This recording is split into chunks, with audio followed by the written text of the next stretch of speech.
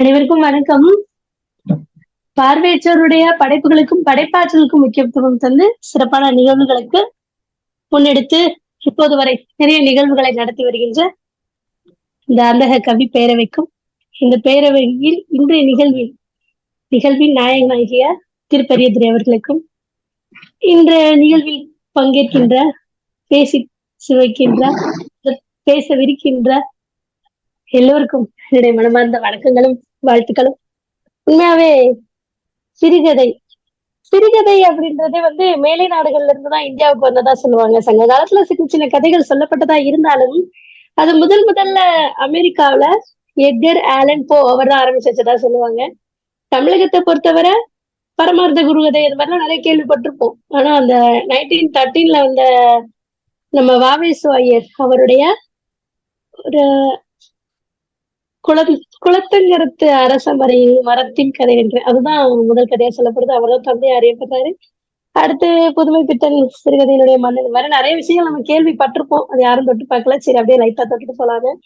அடுத்து சிறுகதைக்குரிய எல்லா இயல்புகளோடையும் இவருடைய கதை அமைஞ்சிருக்கு.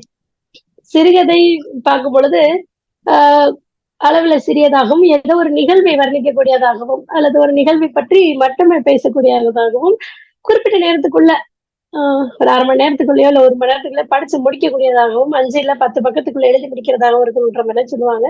அது எல்லா இலக்கணங்களோடையும் ரொம்ப பொருந்தி அருமையாவே சிறுகதையில வடிவமைச்சிருக்காரு டாக்டர் பெரியதுரை அவர்கள். அவர்களுக்கு பாராட்டுக்கு.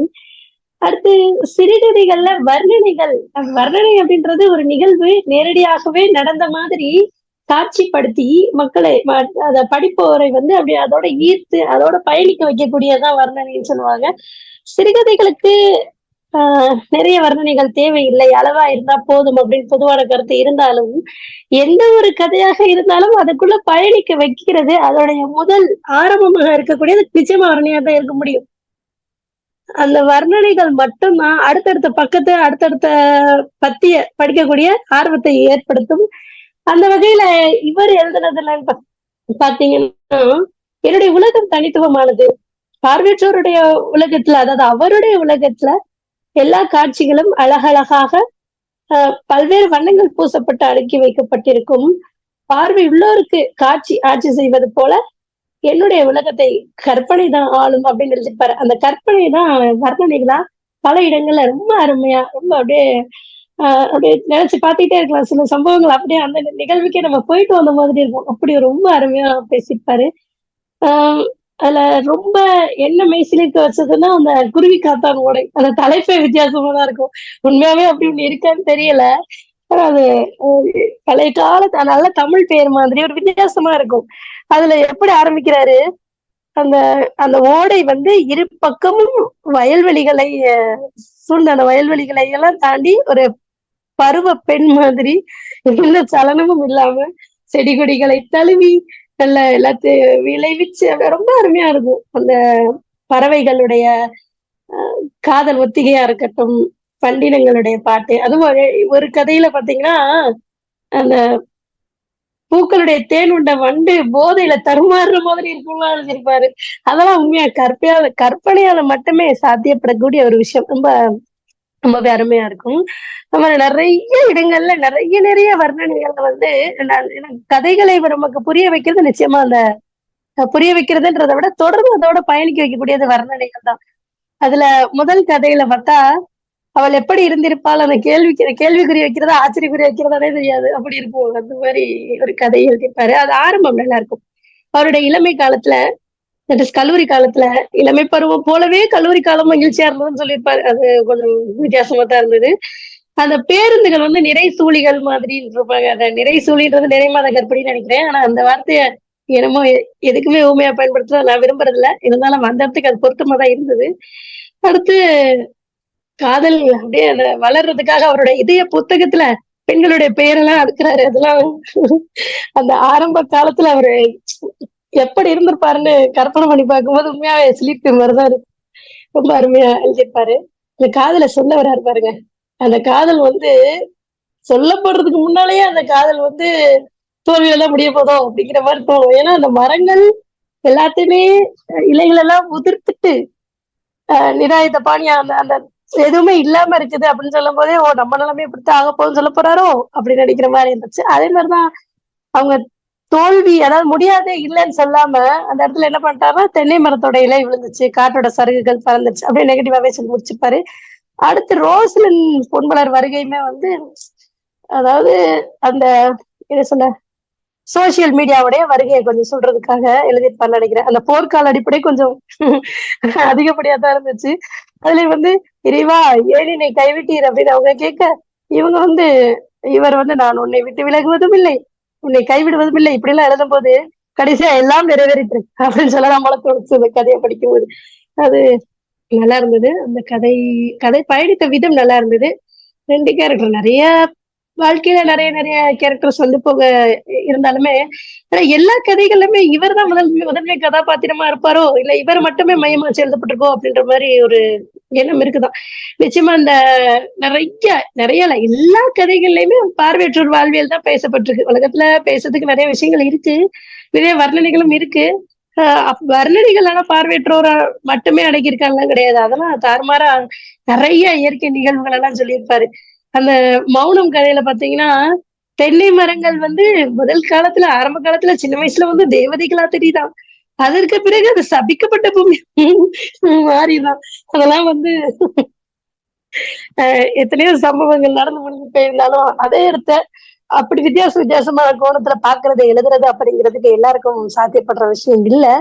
அடுத்து அதுல வரக்கூடிய பொன்னி கதாபாத்திரம். உம் எல்லாமே நல்லா இருக்கும். நிறைய விஷயங்கள். அடுத்து அந்த கண் தெரியாதவரும் கடவுளின் மனைவியும் அந்த கதையில பாத்தீங்கன்னா, ஒரு நிறைய தாமிரபரணியை பத்தி ரொம்ப அருமையா சொல்லிட்டு வருவார். அந்த பூங்குழலி அம்மன் கோயில், அந்த கோயில்ல இருந்து 2 அடி அகலத்துலதான் இருக்கும் நடைபாதை. 2 பக்கமும் உள்ள அந்த புல்வெளிகள் கொடுமையை பூசி, வயல்வெளிகள் கொடுமையை பூசிதான் வழி எடுப்போம்னு சொல்லிப்பாரு. நல்லா இருக்கும். அதே மாதிரி பனைமரத்துலயுமே பாத்தீங்கன்னா பனைமரம் அது அந்த அந்த பழங்காட்டுல வளர்ந்ததாலே என்னமோ தெரியல, அது ரொம்ப இன்னும் நிறைய எதிர்பார்த்தேன். அதான் விஷயம். கோடைக்காலம் நீண்டதாகவும் குளிர்காலம் வந்து குறுகியதாகவும் இருக்கும். இந்த கோடை காலங்கள்ல அப்ப பார்த்தா பனை மரத்துல இருந்து ஜெபமலருடைய வீட்டுல நிறைய கொண்டு வருவாங்க அப்படின்னு நான் சொல்லியிருந்தார். உண்மையாவே பனை மரத்துல இருந்து கிடைக்கக்கூடிய எல்லா பொருட்களுமே எந்த வகையில பார்த்தாலும் அப்படியே இப்பெல்லாம் கிடைக்கவே மாட்டேங்குது. ரொம்ப தூரம் தள்ளி வந்துட்டோமோ அப்படின்னு தோன்ற அளவுக்கு இருக்கும். ஆனா அதெல்லாம் சிறு வயதுல பனை மரத்துல அந்த கிழங்குல இருந்து அந்த அந்த கொட்டையில இருக்கக்கூடிய அந்த கஞ்சின்னு சொல்லுவாங்க, அது கூட பாத்தீங்கன்னா செம்ம டேஸ்டா இருக்கும். அதோட இப்ப ரீசெண்டா ஒரு எங்க ஊர்ல ஒரு படம் வெட்டினாங்க, லீவ் போயிருக்கையில. அப்ப அதுல ஒரு குருத்து இருக்கும், ரொம்ப நல்லது. ரொம்ப ரொம்ப ரேரா தான் கிடைக்கும். அந்த காலத்துல பணம் வெட்டுறதே ரேர்ல. அப்போ இப்பெல்லாம் பணம் இருக்கிறதே ரேருன்ற மாதிரி சூழல் ஆயிடுச்சு. ஆக யதார்த்தமா ஒரு வீடு வெட்டையில ஒரு வீட்டுல டாய்லெட் கறதுக்காக வெட்டிட்டு இருந்தாங்க. அந்த பணம் குருத்து சாப்பிடும்போது பாப்பாப்பா அவ்வளவு டேஸ்டா இருந்துச்சு. ஆனா அந்த அவர் சொன்ன மாதிரி ஆரம்ப காலகட்டத்துல இருந்த பணம் பழத்துடைய வேகம் கடைசியில உண்மையாவே அந்த கடைசியில அது இனிக்கவே இல்லதான். அது ஏன்னு தெரியல. இடையில வந்து அம்மா பொண்ணு அக்கா கதாபாத்திரம் நல்லா இருந்துச்சு. நிறைய நிறைய வாழ்வியல் எல்லாம் தொட்டிருந்தாரு. அது நண்பர்கள் அடுத்தடுத்து வர்றவங்க எல்லாம் பேசுவாங்க. அடுத்து இந்த எனக்கு கல்யாணம் அந்த கதையில வந்து இவருக்கு பார்வை இருக்கு, மதிக்கு பார்வை இல்ல. என்ன செய்யறாரு, சைக்கிள்லயே சுத்திட்டு திரியறாரு. அதெல்லாம் கற்பனை பண்ணி பார்க்கும்போது ரொம்ப அருமையா இருக்கு. அடுத்து அது திருமணத்துல சாந்தி முகூர்த்தம் வரைக்கும் எங்க வழி அனுப்பிட்டு தான் வர்றாங்க. கரெக்ட், கொஞ்சம் கிளாஸ் எடுத்துக்கலாம் அப்படின்னு தோணும். கடைசியா அந்த வவ்வால்களை வச்சு முடிச்சிருப்பாரு. சிறப்பு, வவ்வால்கள் மாதிரி வாழ்க்கை சிறப்பாக அமையட்டும் அப்படின்னு நம்ம கடந்து போக வேண்டியதா இருக்கு. அங்க வந்து கொஞ்சம் ஒரு பார்வையற்றோருக்கு யதார்த்தமா சும்மா கலாய்க்கிற மாதிரி இருந்திருந்தா கூட நல்லா தான் இருந்திருக்கும். ஆனா அதுலயுமே வயல் இந்த வேலை வாய்ப்பு இருந்தும் பார்வை இல்லாம கஷ்டப்படுறது, அந்த மாதிரி நிறைய விஷயங்களை தொட்டிருப்பாரு. சில விஷயங்கள் எல்லாம் பேசுறதுக்கு தைரியம் நிச்சயமா தேவைதான். இந்த ஆர்மலிகா அந்த கதை எடுக்கும் பொழுது இந்த நல்லா இருந்துச்சு. அந்த அவர் கதையை முடிக்கும் போது ஒரு மல்லிகை கொடியை வைக்கிறாரு. அந்த கொடியில இருந்த அந்த பூவை எடுத்து கோர்த்து அதை கையில வச்சுட்டு கதையை தொடங்குற மாதிரி இருக்கும் கதை. நல்ல நகர்வு. கொஞ்சம் வாழைப்படம் அளவுக்கு போகாம அக்கா சகோதர பாசத்தோடய முடிச்சிட்டாரு. நல்லா இருந்தது. இந்த வயதுக்கு வந்த நிகழ்வெல்லாம் கூட இன்னும் கொஞ்சம் மிகைப்படுத்தி எழுதியிருக்கலாம். ஏன்னா நிறைய நிறைய இடங்கள்ல அது நிறைய நிறைய காமெடியா கூட நடக்கும். ஒரு ஸ்கூல்ஸ்ல பொதுவா பாத்தீங்கன்னா கோயட் ஸ்கூல்ஸ்ல ஒரு பொண்ணு லீவ் போயிட்டோம் இல்ல ஏதோ ஒரு காலத்துல ஒரு வாரம் தாமதமா வந்தாலே கூட அது வித்தியாசமா கலாய்ப்பாங்க. நம்ம அதெல்லாம் கலந்து வந்திருப்போம். சோ அது மாதிரி கொஞ்சம் இருந்தா நல்லா இருந்திருக்குமோ அப்படின்னு தோணுச்சு. ஆனா வந்து அந்த தொண்டைக்கீரி அது பேர்லாம் எங்கிட்டு நீங்க தெரியல. உலர்வாய் சமயக்காரம்மா அதெல்லாம் நல்லா இருந்தது. நல்ல எல்லா இடத்துலயும் பரவுனது நல்லா இருந்தது. இன்னும் ஒரு விஷயத்த இங்க பதிவு செய்யலாம்னு நினைக்கிறேன். நாங்க சிறுவயதா இருக்கும்போது 2000கள்ல சரியா அப்ப எனக்கு அடுத்த வகுப்பு ஒரு மாணவன் வந்து வகுப்பறையில அவங்க அறிவியல் ஒரு அருட்சகோதரி எடுத்துக்கிட்டு இருக்காங்க. அவங்ககிட்ட போயிட்டு சிஸ்டர் முதலிரவுனா என்னன்னு கேக்குறான் அந்த காலத்திலேயே. மத்த யாரா இருந்தாலும் அடிச்சிருப்பாங்க. ஒரே அர்த்தம் சொன்னாங்க. திருமணத்துக்கு பிறகு ஆணும் பொண்ணும் சேர்றதாண்டா முதலிரவு. அந்த இதான் சொல்றாங்க. அதுக்கு மேல விஷயத்த நீ பெரிய பிள்ளையா தெரிஞ்சுக்கோ அப்படின்னு. அப்ப அந்த காலத்துல அப்பவே கூட இத பத்தி பேசுறதுக்கு ஒரு இடம் இருந்தது. அப்ப எழுதுறதுக்கு இப்ப எவ்வளவு எவ்வளவோ வளர்ச்சி அடைஞ்சிருக்குன்ற பட்சத்துல இன்னும் எழுதலாம். ரொம்பவே நல்லா இருந்தது. அது கொஞ்சம் எதிர்பார்த்தேன். இன்னும் கொஞ்சம் கலாய்க்கிற மாதிரி. ஆனா போற போக்குல வந்து இந்த வேப்பக்கொட்டையை பெருக்கிட்டு இருக்க பெண்கள் ஆஹ் சொல்லிடுறாங்க.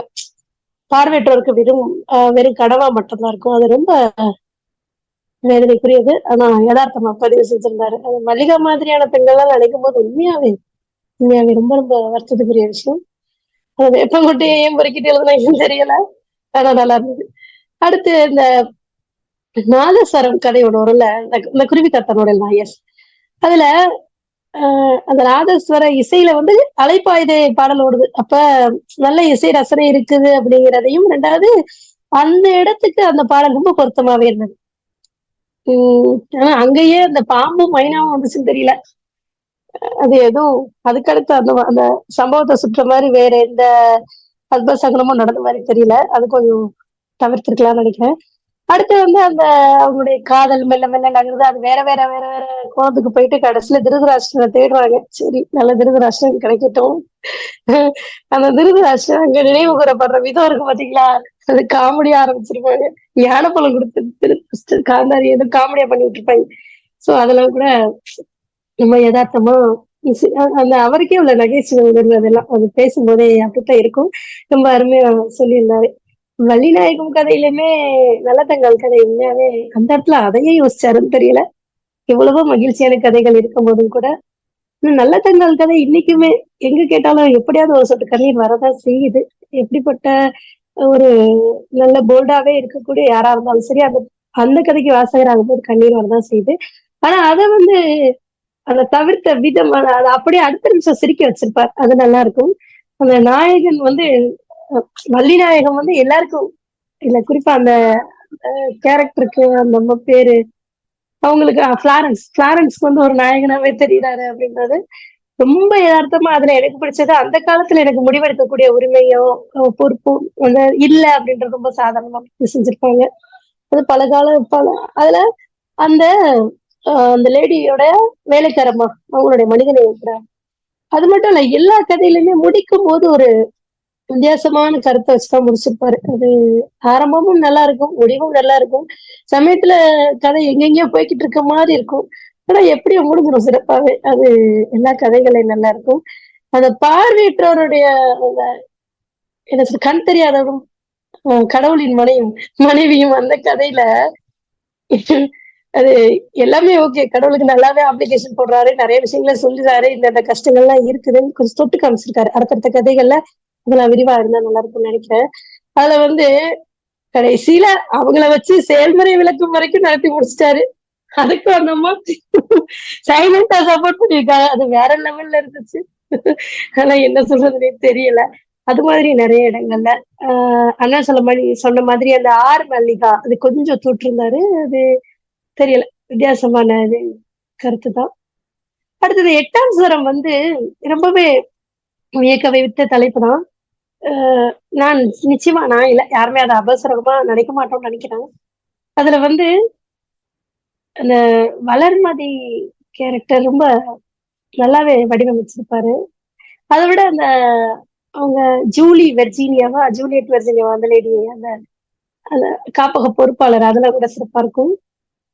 அந்த 8ஆம் ஸ்வரம் மீட்டப்பட்டதெல்லாம் நல்லா இருக்கும். அத இன்னும் கொஞ்சம் கொஞ்சம் ஏற்பாடுகளோ, இல்ல அது சம்மந்தமா கொஞ்சம் டிஸ்கஸ் பண்றதாவோ, இல்ல அது அந்த சமயத்துல நடந்த நிகழ்வுகளோ, இல்ல அதுக்கு பிறகு அத எங்கேயோ நினைச்சு பார்க்கிறதாவோ, அப்படி கொஞ்சம் இருந்திருந்தா நல்லா இருக்குமோ! அப்படிதான் தோணுது. அ இன்றைய காலகட்டம் என்னதான் பேசினாலும், நடைமுறைன்னு வரும்பொழுது, இன்னொரு உறவை அது தெரிஞ்சோ தெரியாமலோ ஏத்துக்கிறதுக்கு நான் சம்மதிக்கிறது இல்ல. அதுதான் எதார்த்தம். ஆனா, இப்ப காலகட்டத்துல வந்து ஒரு இல்லத்துல வளர்ற ஒரு குழந்தை, அது ரொம்ப ஏதோ ஒரு மாற்றுத்திறன் இருக்கு. அது வந்து இன்னொருத்தரோட ஒரு உரசி பழகக்கூட வாய்ப்பில்லாத நிலை அப்படிலாம் யோசிக்கும்போது ரொம்ப வருத்தமா தான் இருக்கும். அந்த மாதிரி நெறைய விஷயங்கள கொஞ்சம் தொட்டிருக்காரு. அவர் அந்த வள்ளிநாயகம் வந்து எதேதையோ பறவைகளுடைய சத்தமா இருக்கட்டும், ஏதேதோ விஷயங்கள வச்சு, அந்த ஆசைகள் தூண்டப்படும்போது, அவர் அந்த வருத்தத்த தீர்த்து வைக்கிற மாதிரி, அவரோட ஏக்கத்த நிறைவேத்தி வைக்கிற மாதிரி ஒரு கதை எழுதியிருப்பாரு. அந்த முடிவு, இனிமே அவர் அத பத்திலாம் கவலைப்பட மாட்டார்ன்னு சொல்லி முடிச்சிருப்பாரு. அது ஒரு செகண்ட்ல தீரக்கூடிய ஏக்கமான்னு தெரியல. பட் அந்த முடிவு நல்லாவே இருந்தது. அடுத்து வேற எந்த கதைய விட்டேன்னு தெரியல. எல்லா கதையிலுமே நிறைய இயற்கை வர்ணனைகள் இன்னும் நெறையவே இருக்கும். அதெல்லாம் படிக்கிற அளவுக்கு பேச வருமான்னு தெரியல. நல்ல நெறைய விஷயங்கள்ல இந்த மல்லிகைப்பூ 1000 மல்லிகைப்பூ சிரிச்ச மாதிரி 1000 மல்லிகைப்பூ கொட்டுன மாரி சிரிக்கிறாங்க. அது மாரி ரொம்ப ரொம்ப நெறைய சாக்குல நெல்மணிகள் கொட்டுன மாதிரி, இந்த நாய் தரைய புரண்ட மாதிரி, அது மாரிலாம் நெறைய கதைகள் நெறைய எழுதியிருப்பாரு. எல்லாமே அருமையா இருக்கும். எல்லா கதைகள்லயுமே பார்வையற்றோர் வாழ்வியல் தொடப்பட்டிருக்கும். அது மட்டுமே கருவா இல்லாம இன்னும் வேற கதைகள் எழுதப்படணும் அப்படின்றது என்னோட கருத்து. சின்ன வயசுல இருந்தே ரொம்ப சேட்டைக்காரர் அப்படின்ற மாரி தான் அந்த கதைய படிக்கும்போது அவருடைய வாழ்வியல என்னால புரிஞ்சுக்க முடியுது. அதுல ரொம்ப ரசிச்சு சிரிக்க வச்சது அப்படின்னு கேட்டா, அவரு சின்ன வயசுல பள்ளிக்கூடத்துல நெறைய பள்ளிகள்ல கிறிஸ்தவ பள்ளிகள்ல வழக்கம் இருக்கும். அதாவது காலையில எழுந்த உடனே கிறிஸ்தவ பாடல்கள் போடுறது. அது அது செஞ்சதெல்லாம் விட அந்த பட்டாபிஷேகம் நடத்திருக்காங்க பாருங்க. அதுதான் அந்த அந்த திருவிழா மாரி ஒருத்தன் எட்டப்ப வேலை செய்ய, அவர வச்சு நல்லா வச்சு கட்டி அடிச்சு தீர்த்துருப்பாங்க போல இருக்கு. எனக்கு சொல்ல தெரியல. அந்த மாதிரியான நிகழ்வுகள்லாம் இப்ப நினைச்சாலும் சிரிக்கிற மாதிரி இருக்கும். இந்த மாரி நெறைய விஷயங்கள் ரொம்ப ரொம்ப அருமையாவே இருக்கும். ஜெபமலர் கேரக்டருமே கொஞ்சம் நெனச்சு பாக்குற மாதிரி அதான் எல்லாரையுமே தொட்டுருப்பாரு. இந்த தேவரு, அது எல்லா ஜாதியன் செல்லக்கனி நாடாரு, சங்கரன் பிள்ளை, இன்னும் நெறைய மாரி விஷயங்கள் ஏதோ கோடர்லாம் ஒரு இடத்துல அப்படி நெறைய விஷயங்கள பயன்படுத்தியிருப்பாரு. அந்த எல்லா மதங்களுடைய எல்லா ஜாதியோடும் கொஞ்சம் பொருந்தி போகக்கூடியவர் அப்படின்ற மாதிரியான அ அமைப்பு தான் இந்த அவருடைய கதாபாத்திரங்கள் எல்லாமே குடுத்திருக்கு. எல்லாத்துலயும் அவர் தான் முதன்மை கதாபாத்திரமா இருப்பாரோ! அப்படின்ற மாதிரி திங்க் பண்ற மாதிரி இருக்கும். ஒரே இடத்துல ஒரு எதிர் கதாபாத்திரம் ரொம்ப சிறப்பா இருக்கும். 2 பேர் காதல் பத்தி பேசிட்டு இருக்கும்போது, ஒரு சுனாமி வீசுற மாதிரி எழுதியிருப்பாரு. அது நல்லாருக்கும். இப்படியாக இன்னும் வேற எதுவும் தெரியல. நெறைய விஷயங்கள் அ ரசிக்கும்படியாவும், சிலாகிக்கும்படியாவும் நெனச்சு நெனச்சு பார்த்து, ஆ சில விஷயங்கள நாமளே அனுபவிக்கிற மாதிரியாகவும் கூட இருக்கும். அந்த அளவுக்கு அருமையா நெறைய எழுதியிருப்பாரு. இந்த புத்தகத்த படிக்கும்போது என்னுடைய ஃபீலிங் என்னவா இருந்ததுன்னா, ஒரு ஒரு தாய் அமைதியா அமர்ந்திருக்கும்போது, கண்களை மூடி ஒரு தியானத்துல இருக்கும்போதோ, அல்லது ஒரு பார்வையற்ற தாய் ஏதோ சிந்தனையில இருக்கும்போதோ, ஒரு குழந்தை வந்து முத்தமிட்டு போனா, என்ன மாதிரியான உணர்வு ஏற்படுமோ, அது மாரி உணர்வு தான் இந்த கதைகளை படிக்கும்போது எனக்கு ஏற்பட்டது. நெறைய விஷயங்கள தொட்டிருந்தாரு. வித்தியாசமான நினைவுகள், அருமையான வர்ணனைகள், இன்னும் நெறைய வர்ணனைகள்லாம் சட்டு நினைவு வரல. நெறையவே எழுதியிருப்பாரு. ஆ ஒட்டுமொத்தத்துல ஒரு நிறைய அடுத்தடுத்து நெறைய பேர் இத பத்தி எழுதுறதுக்கான ஒரு வடிகால ஒரு திறந்து வச்சிருக்காரு, இல்ல ஆரம்பிச்சு வச்சிருக்காருன்னு சொல்லலாம். சிறப்பு. இன்னும் நெறைய கதைகள்ல வேறு பரிமாணங்கள்ல அவர பார்ப்பேன்னு நம்புறேன். அ என்னோட முதல் முயற்சி கொஞ்சம் ஓரளவுக்கு பண்ணியிருப்பான்னு நெனைக்கிறேன். வாய்ப்புக்கு நன்றி.